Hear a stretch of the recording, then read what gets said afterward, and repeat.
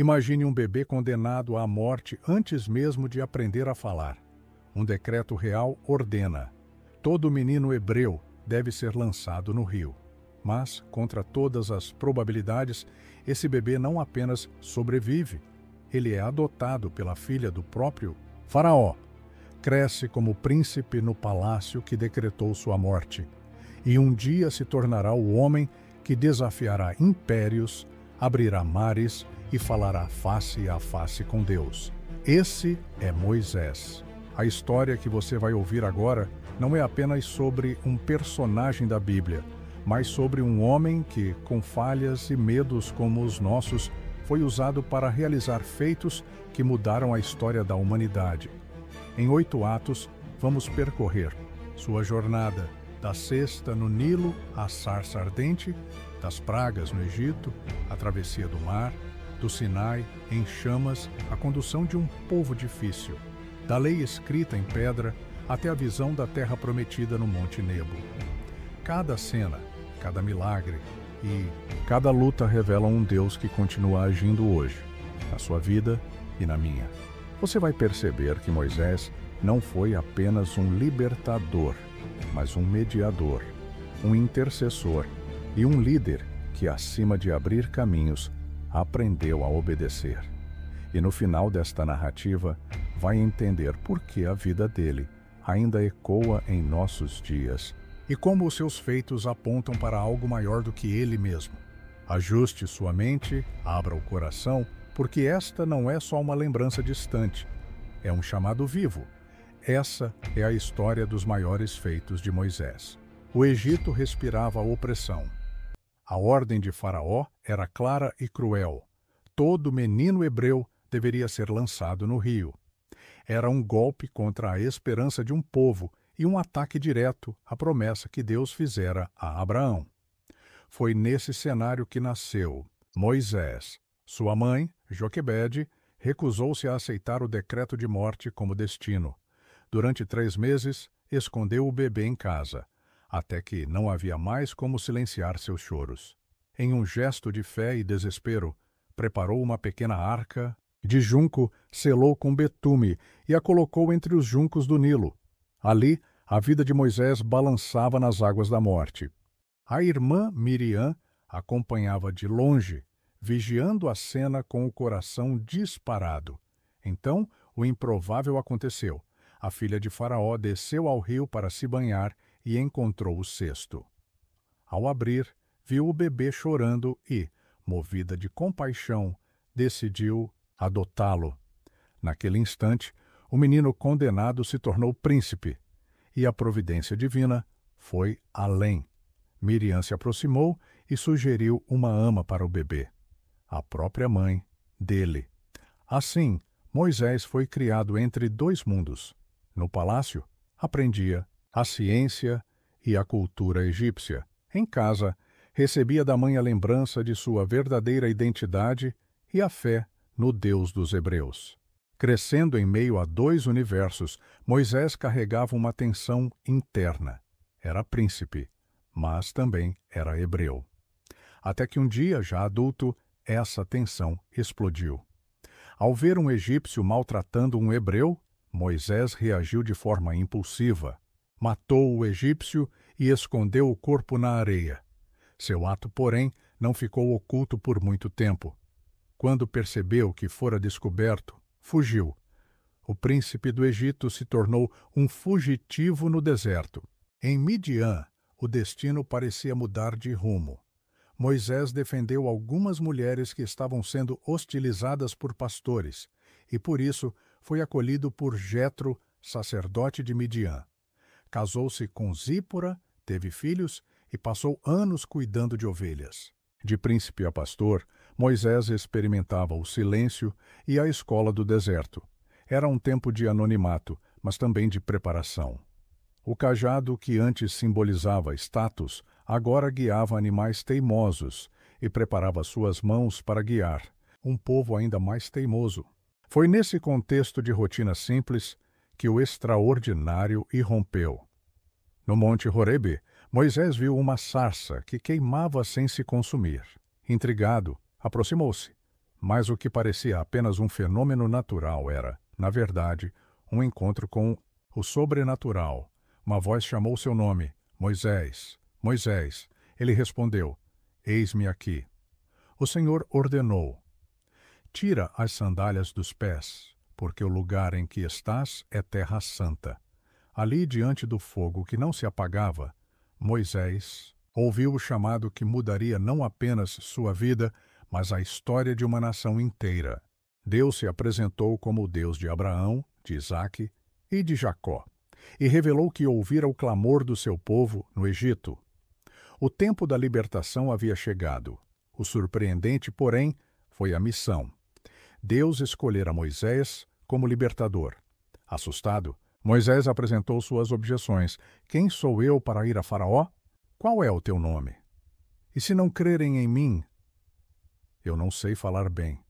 Para cada desculpa, Deus trouxe uma resposta. Ele não ofereceu autoafirmação, mas presença. Eu estarei contigo. Revelou o seu nome eterno. Eu sou o que sou.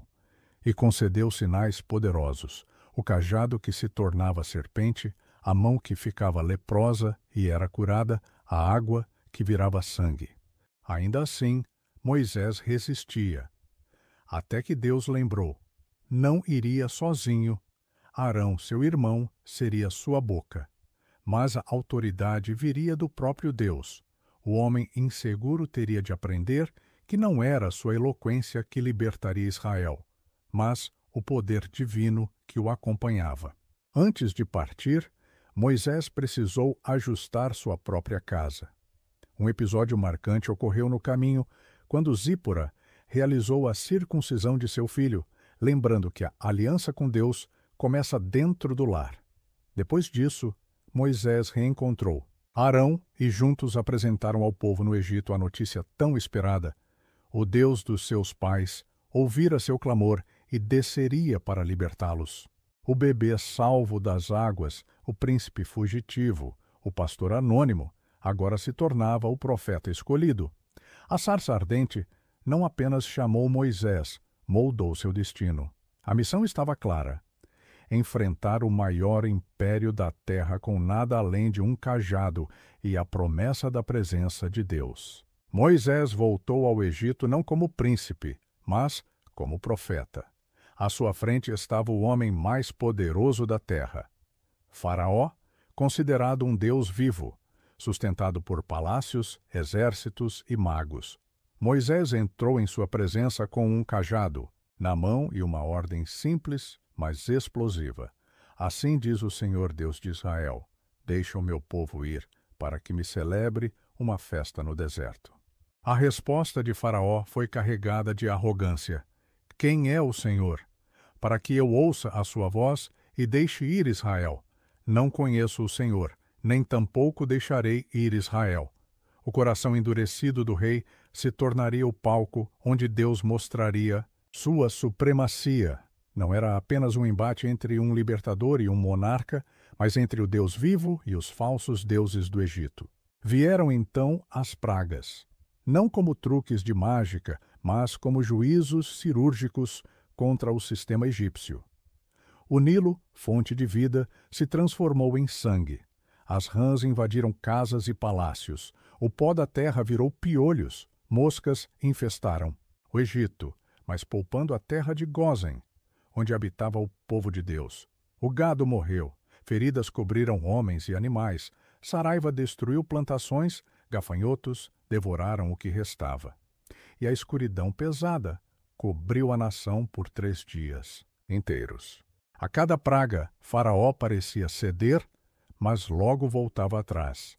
Seu coração se endurecia, e com ele, a resistência de um império que desafiava o Deus do céu. Até que veio o golpe final, a 10ª praga. Deus instruiu Moisés a preparar o povo para a noite decisiva. Cada família deveria sacrificar um cordeiro sem defeito, comer sua carne assada com ervas amargas e pães sem fermento e marcar as portas com o sangue do animal. Esse sinal seria a diferença entre vida e morte. Naquela noite, o anjo do Senhor passaria pelo Egito e onde houvesse sangue, haveria livramento. Onde não houvesse, o primogênito morreria. E assim foi. À meia-noite, um clamor rompeu o silêncio do Egito. Dos palácios até as casas mais simples, não havia lar sem luto. O próprio filho de Faraó morreu. Então, quebrado pelo juízo, o rei finalmente disse: Levantai-vos, saí do meio do meu povo, ide, servi ao Senhor como dissestes. O império que parecia invencível cedeu diante da mão poderosa de Deus. Naquela noite nasceu a Páscoa, não apenas uma lembrança, mas um memorial eterno. O sangue do cordeiro foi a marca da proteção, e a pressa da partida moldou a identidade de um povo peregrino. O Egito, que os escravizara por séculos, os despediu apressadamente, até mesmo entregando ouro e prata em suas mãos. Israel saiu não como fugitivo, mas como nação liberta pelo braço forte do Senhor. E para que ninguém duvidasse de quem guiava aquela multidão, Deus se manifestou de forma visível. Uma coluna de nuvem de dia e uma coluna de fogo de noite. Não era apenas um povo saindo de um país. Era o início de uma caminhada onde cada passo seria acompanhado pelo próprio Deus. O cajado de Moisés já não era apenas um pedaço de madeira. Era símbolo de autoridade divina que enfrentou o trono mais poderoso da terra. E a mensagem estava clara. Quando Deus decide libertar, nenhum império, decreto ou coração endurecido pode resistir. Se essa parte da história já te impactou, imagina o que vem a seguir. Então já deixa o seu like e se inscreve aqui no canal, porque assim você continua acompanhando cada passo dessa jornada de Moisés. O povo de Israel partiu do Egito às pressas, mas não saiu em silêncio. Havia gritos de vitória misturados com lágrimas de alegria. Depois de 400 anos de escravidão, estavam finalmente livres. Mas a jornada mal havia começado, e o coração do faraó voltou a se endurecer. Arrependido de ter deixado os hebreus partirem, ele reuniu seu exército mais poderoso, carros, cavaleiros e soldados, e partiu em perseguição. À frente do povo estava o mar, atrás o exército mais temido da terra. O desespero tomou conta de Israel. Homens e mulheres clamaram a Moisés: Por que nos tiraste do Egito? Não havia sepulturas lá? Teríamos morrido como escravos. E agora morreremos no deserto. O medo parecia mais forte do que a fé. Mas diante da multidão aterrorizada, Moisés se ergueu e declarou: Não temais, estai quietos, e vede o livramento do Senhor, que hoje vos fará. Porque os egípcios, que hoje vistes, nunca mais os tornareis a ver. O Senhor pelejará por vós, e vós vos calareis. E então o impossível aconteceu. Moisés estendeu a mão sobre o mar, e o Senhor fez soprar um forte vento oriental a noite inteira. As águas se abriram, formando muralhas líquidas à direita e à esquerda, e o povo atravessou em terra seca. O milagre não foi apenas físico, mas também pedagógico. Deus mostrava a Israel que sua presença não era apenas um discurso, mas uma realidade que rasgava mares e abria caminhos onde não havia saída. Os egípcios, confiantes em sua força, entraram atrás. Mas no meio da travessia, o Senhor confundiu os carros que se atolavam no fundo do mar. Quando o povo de Israel chegou ao outro lado, Moisés estendeu novamente o cajado, e as águas retornaram com violência, cobrindo soldados, cavalos e carros. O exército mais poderoso do mundo foi engolido pelas águas em questão de instantes. Do outro lado da praia, a vitória ecoou em música. Moisés e os filhos de Israel entoaram um cântico. O Senhor é a minha força e o meu cântico. Ele me foi por salvação. Cavalo e cavaleiro lançou no mar. Miriam, a irmã de Moisés, tomou um tamborim nas mãos, e todas as mulheres a acompanharam em dança e celebração.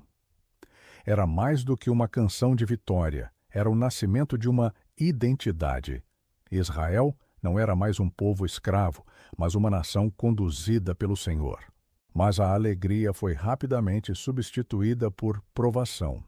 3 dias após atravessar o mar, caminharam no deserto sem encontrar água. Quando finalmente acharam em Mara, as águas eram amargas, impróprias para beber. Mais uma vez o povo murmurou. Moisés clamou ao Senhor e ele mostrou uma árvore. Ao lançá-la nas águas, elas se tornaram doces. Deus não apenas saciou a sede, mas deixou uma lição. A provisão viria sempre da obediência e da confiança. Em seguida veio a fome. No deserto de Sim, o povo lamentava. Quem nos dera morrermos no Egito, onde comíamos carne e pão à vontade. A ingratidão transformava a memória da escravidão em saudade. Mas Deus respondeu com graça. Ao anoitecer, codornizes cobriram o acampamento, e pela manhã, algo como orvalho fino e branco cobria o chão. Maná, assim chamaram, perguntando uns aos outros: o que é isto? Era o pão do céu, o alimento diário enviado por Deus. O maná trazia consigo uma disciplina espiritual. Cada família deveria colher apenas o suficiente para cada dia, nem mais, nem menos. Quem tentava guardar para o dia seguinte encontrava vermes. Somente na véspera do sábado podiam recolher o dobro e o alimento se mantinha. Era uma lição diária de dependência. Deus não queria apenas alimentar corpos, mas ensinar corações a confiar nele todos os dias. A cada passo, o deserto revelava as fraquezas do povo, mas também a fidelidade de Deus. Do mar aberto ao pão caído do céu, Israel aprendia que não caminhava sozinho. O cajado na mão de Moisés, a nuvem de dia e o fogo à noite lembravam que o Senhor estava presente, e quando Ele está, não há mar que permaneça fechado, nem deserto que permaneça vazio. Depois de atravessar o mar e experimentar a provisão de Deus no deserto, Israel chegou ao pé de um monte que não se parecia com nenhum outro, o Sinai. Ali, a nuvem que guiava o povo pousou, e Moisés subiu ao encontro de Deus. O Senhor declarou que Israel seria o seu povo escolhido, um reino de sacerdotes e uma nação santa. O chamado estava claro: não eram apenas libertos, mas separados para viverem em aliança com o Deus vivo. Então, algo indescritível aconteceu. O monte fumegava como um forno, trovões ecoavam, relâmpagos cortavam o céu e o som de uma trombeta celestial ressoava cada vez mais forte. O povo tremeu de medo, e Moisés foi chamado a subir. Naquele cenário de fogo e nuvens densas, o próprio Deus pronunciou os 10 mandamentos. Não eram apenas leis, eram a constituição espiritual de uma nação. Não terás outros deuses diante de mim. Não farás para ti imagem de escultura. Não tomarás o nome do Senhor em vão. Lembra-te do dia do sábado para o santificar. Honra teu pai e tua mãe. Não matarás. Não adulterarás. Não furtarás. Não dirás falso testemunho. Não cobiçarás. Essas palavras não vieram de um escriba ou de um rei, mas do próprio Criador, gravadas em pedra pela mão de Deus. O Sinai se tornou o palco onde o céu tocou a terra, e onde Israel recebeu a sua identidade espiritual.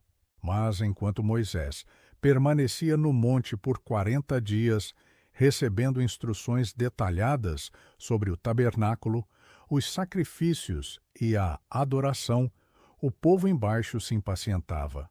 A ausência do líder parecia insuportável. Então pediram a Arão: faze-nos deuses que vão adiante de nós.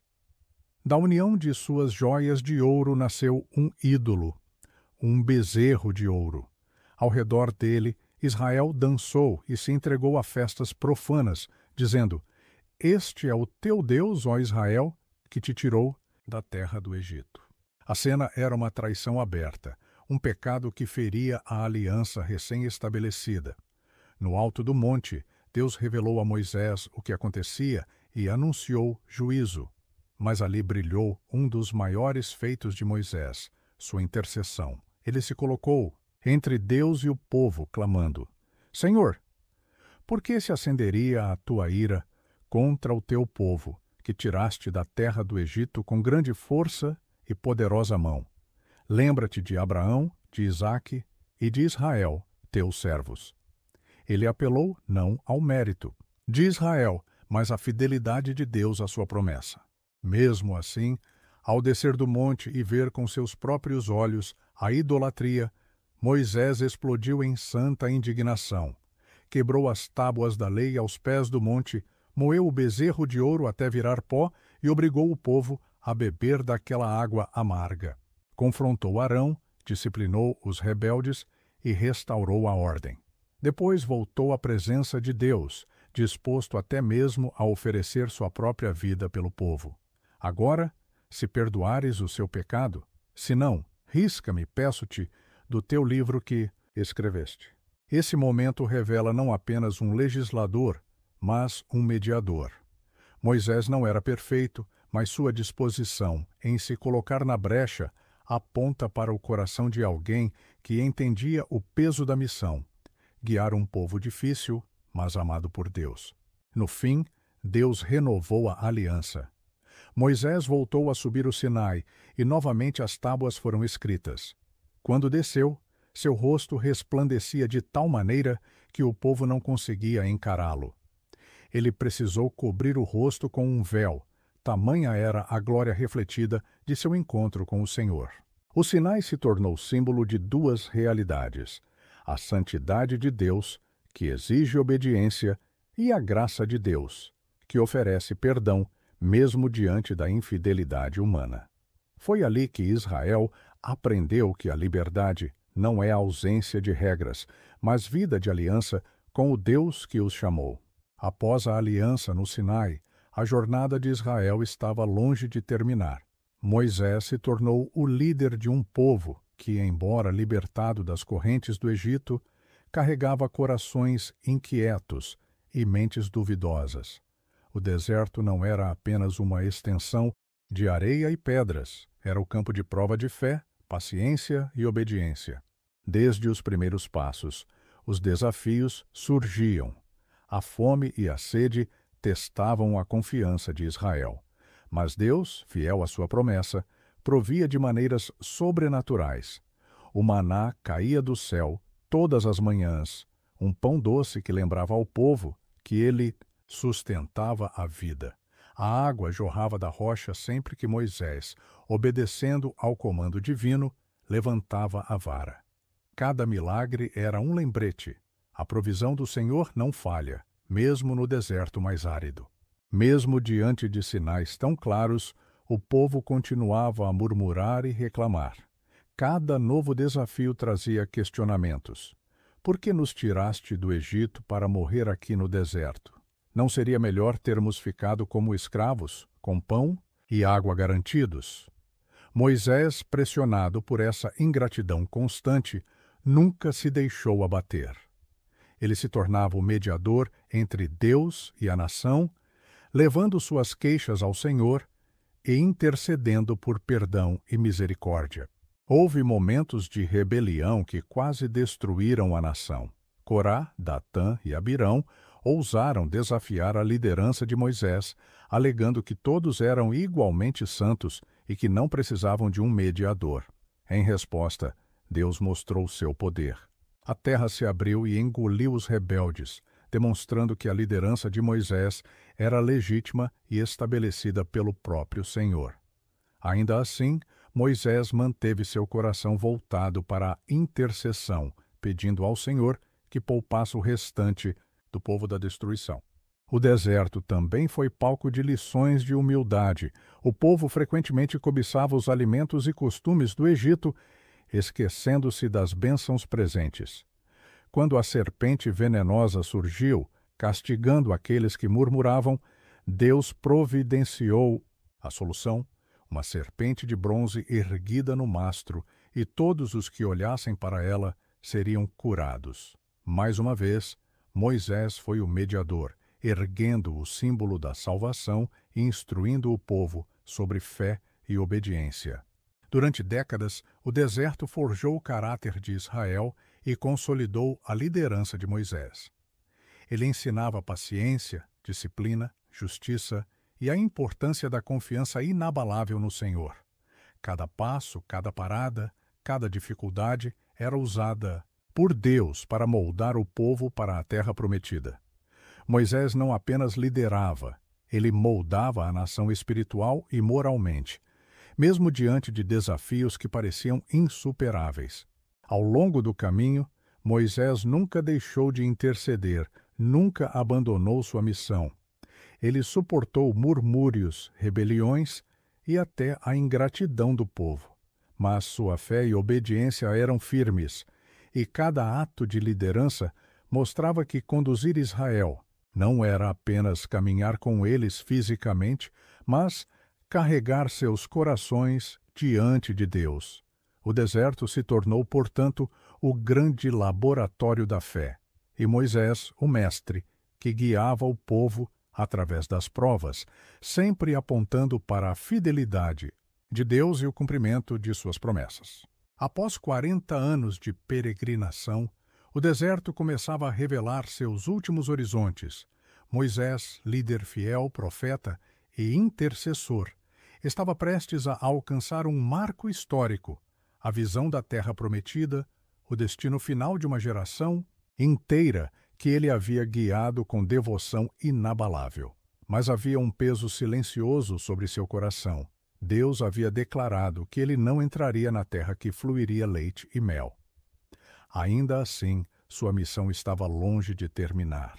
O Senhor conduziu Moisés até o topo do Monte Nebo, na terra de Moabe, e dali ele pôde contemplar Canaã de longe. Montanhas, vales e rios surgiam à distância, promessa da herança divina que aguardava o povo de Israel. Moisés viu cidades, campos férteis e rios abundantes. A realização do juramento de Deus feito a Abraão, Isaque e Jacó. Embora seus pés nunca tocassem aquela terra, seu coração estava cheio de esperança e fé, sabendo que o povo que ele conduziu chegaria lá. Antes de sua partida, Moisés sabia que a liderança precisava ser transmitida com clareza e autoridade. Josué, seu discípulo fiel, foi escolhido como sucessor. Moisés o instruiu detalhadamente. Seja forte e corajoso. Não tema, nem desanime, pois o Senhor, seu Deus, estará contigo por onde você andar. Ele sabia que Josué enfrentaria desafios enormes, conquistar cidades fortificadas, conduzir o povo à obediência e manter viva a aliança com Deus. Mas Moisés não apenas nomeou um sucessor, ele preparou o povo para a travessia final. Recordou-lhes os milagres, a libertação do Egito, a travessia do Mar Vermelho, o maná diário e as vitórias conquistadas com a mão do Senhor. Ele reforçou a necessidade de obedecer fielmente à lei e permanecer unidos na fé. Cada lembrança era uma lição, cada instrução, um legado. Antes de morrer, Moisés também realizou um ato final de adoração e instrução. Escreveu a lei de Deus, revisando todos os mandamentos, estatutos e ordenanças. Ele exortou o povo: guardem todas as palavras desta aliança e ensinem seus filhos, que cada geração saiba da fidelidade de Deus, de suas promessas e da importância de permanecer fiel ao Senhor, seu Deus. Moisés então abençoou as tribos de Israel individualmente, como um pai que vê seus filhos prestes a herdar o futuro. Cada bênção carregava uma profecia, um encorajamento e a lembrança da presença constante de Deus na vida deles. Ele não apenas transmitiu instruções, ele passou a chama da fé e da esperança, garantindo que a liderança de Josué fosse respeitada e que a promessa divina permanecesse viva. Ao concluir sua missão, Moisés subiu sozinho ao Monte Nebo. Deus o recebeu, e ali o servo fiel que libertou uma nação viu o plano divino se concretizar à distância. Moisés morreu com a visão da terra prometida, diante dos olhos, e o Senhor mesmo sepultou-o, garantindo que sua memória e legado permanecessem eternos. Assim, o ciclo de liderança passou para Josué, e o povo de Israel, com coragem e fé renovadas, estava pronto para atravessar o Jordão e tomar posse da herança que Deus lhes prometera. Moisés, o servo fiel do Senhor, encerra sua história não como alguém que entrou na terra prometida, mas como alguém que transformou o destino de um povo inteiro. Ele libertou Israel da escravidão do Egito, conduziu-os através do deserto, trouxe a lei de Deus, instituiu justiça e pureza e preparou cada geração para viver conforme a vontade do Criador. Seu legado vai além das conquistas físicas. Moisés foi um líder de fé inabalável, um profeta que ouviu diretamente a voz de Deus, um intercessor que clamou pelo perdão de um povo. Cada lei, cada instrução, cada bênção ou advertência que ele entregou estava marcada pelo cuidado de Deus para que Israel prosperasse, permanecesse unido e permanecesse fiel à aliança. Mesmo ao final da vida, quando contemplou a terra prometida de longe, Moisés permaneceu obediente e confiante na promessa divina, mostrando que a verdadeira liderança se mede pela fidelidade e pelo amor a Deus e ao povo. Seu exemplo ecoa até hoje, inspirando todos que buscam coragem, justiça e fé. O nome de Moisés permanece eterna e indelével na história, um farol de esperança e instrução para todas as gerações. Um homem que ousou confiar em Deus acima de todas as adversidades e que, com determinação e humildade, guiou uma nação rumo ao cumprimento das promessas divinas. Se a história de Moisés te inspirou, deixe seu like, compartilhe e inscreva-se no canal para conhecer mais histórias incríveis da Bíblia.